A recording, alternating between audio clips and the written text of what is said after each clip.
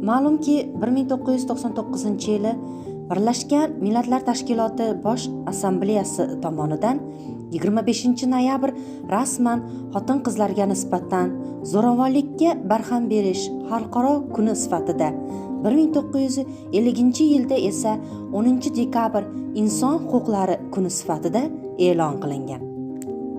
Shu munosabat bilan har yili 25-noyabrdan 10-dekabrgacha, ya'ni inson huquqlari kuniga qadar bo'lgan muddatda dunyo miqyosida muayyan mavzu doirasida gender asosidagi zo'ravonlikka qarshi 16 kunlik faollik global kampaniyasi o'tkazib kelinmoqda.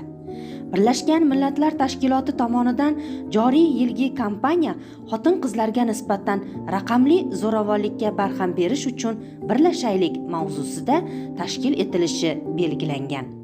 Mamlakatimizda ham mazkur global tashabbus doirasida 16 kunlik faollik kampaniyasining tashkil qilish an'anaviy tus olib, turli sohalarda amaliy tadbirlar orqali qo'llab-quvvatlab kelinmoqda.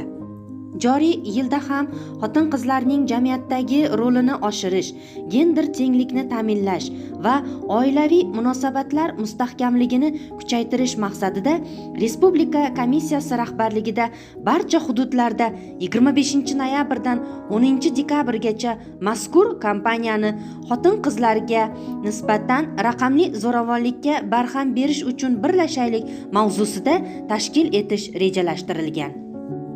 Xotin-qizlarning huquqlari himoya qilinishi jamiyatda adolatni mustahkamlaydi.